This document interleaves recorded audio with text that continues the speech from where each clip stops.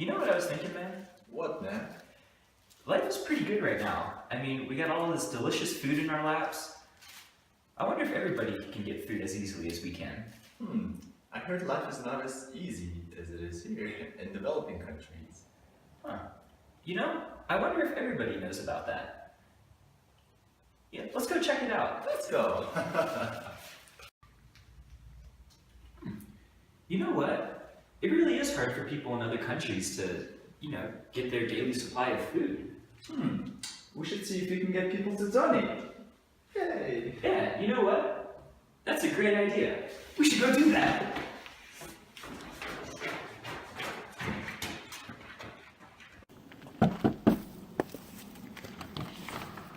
Hello sir, did you by chance know people in developing countries do not have access to good food easily?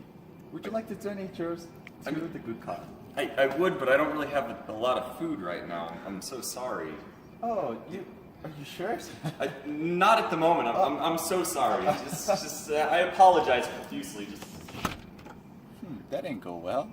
You know, I think we just need to be a little bit more persistent. Okay.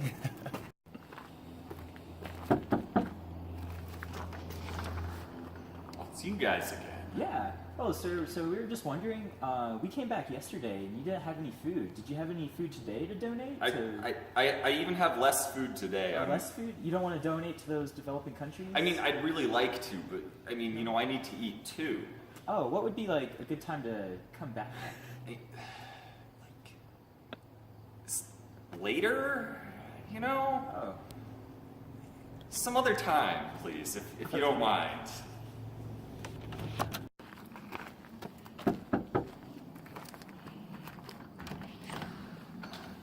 Hey, how's it going?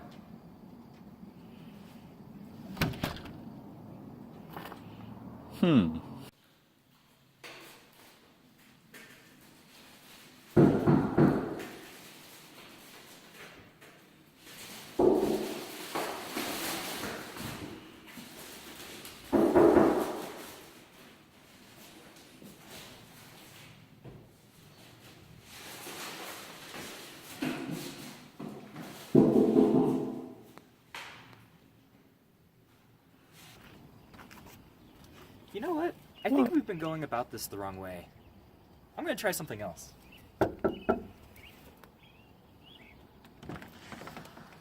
Okay, I'm not here to ask you for food, but what do you think we should do to help these people in developing countries? I think it would really benefit you if you asked them what would help them. Huh. Maybe go over there, take a plane ride far away from me and ask them what would really help them get more food. That's a good idea.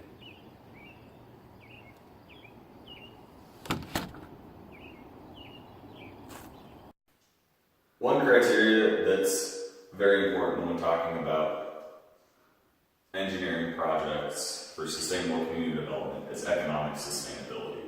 One aspect of economic sustainability is ensuring that a community is self-reliant when it comes to any economic actions that they have to take with regards to the agriculture project. This could be anything from purchasing fertilizer in your local region to purchasing farm equipment that they need to actually maintain their farms. Another important part of it is recoverability. In the event of disaster with the project after it's been completed, you would want to ensure that the community has access locally to get possible materials they need to restart their farms or their aquaculture facilities, such as seeds. You don't want to have them shipped in from far away, which would cost a large amount of money. Another aspect for this is crop variety. Crop variety is important because you want to prevent monoculture, because in the event of a disease that only affects one crop, it could destroy your entire production, which destroys your entire livelihood economically, and you run out of food and other things you want to produce. Man, all of my crops are dying. It looks like your land isn't nutrient rich. Are you only growing one kind of crop? Yeah, I sure am. That's the cheapest way. Well, if you rotated your crops annually, you'd be able to keep the ground nutrient rich, and it would result in much bountiful harvests every year. Whoa, you're right. These crops are amazing. See? I told you. Another option would be to use fertilizer, although that's not always economically sustainable, depending on your region. So the second criteria of our 5 would be reduction and reuse of materials. And this included sustainability and knowledge provided to the villages. So for example, in the country of Sierra Leone, there's a fish hatchery that was destroyed by civil war. So instead of rebuilding it from scratch, the engineers provided the knowledge to rebuild the hatchery with new technology, and it ended up being a lot cheaper for them. And in other cases, you can provide knowledge of fertilizer for sustainability of the fields and to help the crops to grow longer, and to provide the knowledge of crop rotation so that the nutrients in the soil won't run out and the soil won't deplete itself. Crop rotation is also part of stewardship of natural resources. First part of it is land restoration, and they do this by giving knowledge to the local communities on crop rotation, thus preventing further land degradation. And another part is water conservation, where they help the farmers maintain their waters by finding sustainable transportation and building dams or reservoirs.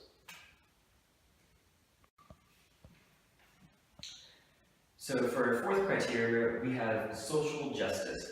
And for our first bullet point, we have access to supplies, which is each community needed to have equal access to the supplies so that one community wouldn't be indebted to another one.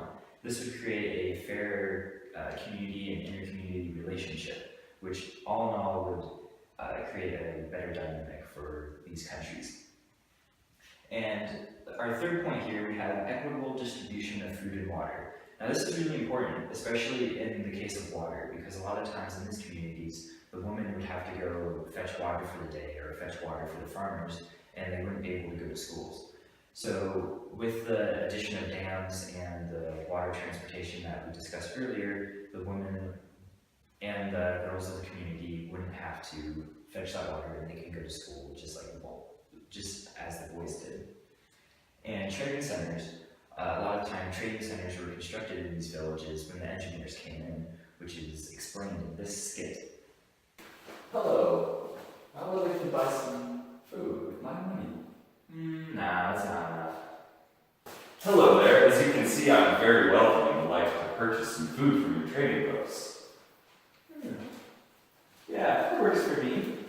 Why, thank you. Oftentimes in these trading centers, the villager who had the most money would gain all of the privilege of the trading center. And sometimes they would even be able to make the rules. Like the first guy wouldn't even be able to get into the trading center, or wouldn't even have a chance to buy food.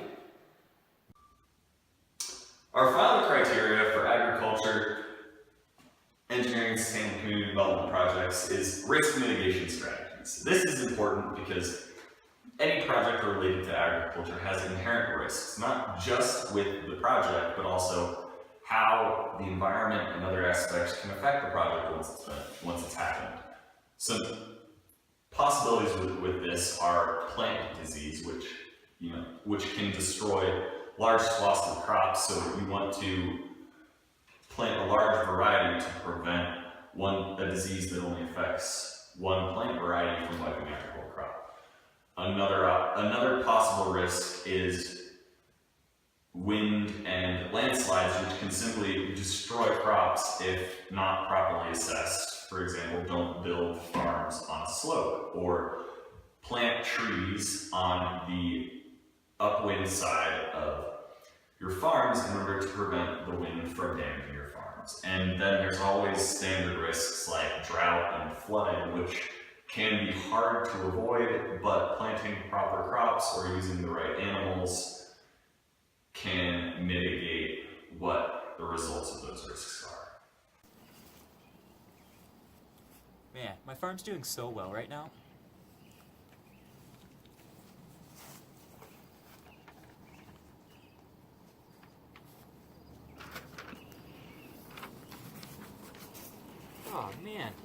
plan for these risks?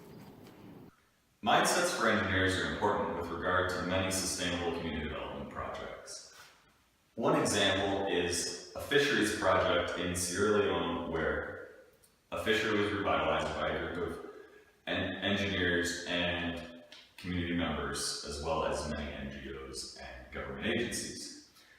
However, this was simply a revitalization and a little bit of improvement, whereas the engineers and community members in this case could have searched for more improvements they could have done, like decentralizing the fishery that they revitalized, because if the fishery dies out, there's not enough breeding stock for the surrounding communities until they remake that, which could pose short-term problems for communities in terms of food and the kinds of food that they're getting.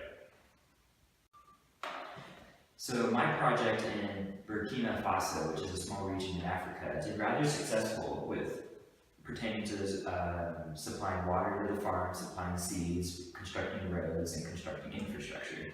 But there are a couple unforeseen circumstances such as the trading centers, where the rich in the village would have control over the trading centers. These problems could be mitigated by having some sort of monitoring system after the project finished. So just as important as the project is itself, having some sort of system to check up on the communities and make sure that everything is going well and everybody is being treated equally is just as important. So our 3 projects do not encompass all of the agricultural projects out there. They do give us a rather good idea about what engineers should think about when they work on these type of projects. For example, there's a lot of unforeseen circumstances that people may not think about. And frankly, this is why most agricultural projects will often fail. You know, we got some great ideas from that guy at the door, but a question that's still on my mind is, what should be the main focus for engineers trying to assist with agricultural development? Should it be the long-term and the short-term crops? Should it be providing infrastructure? That's an interesting question. The question I came up was, how can one monitor the progress of agriculture development after the project has finished? Who does it? Yeah, but another question I had was, should all community development projects for agriculture just focus on the supply of food or also the infrastructure? Also, how would one make sure that social justice is enforced when the project inherently does not pertain to social justice?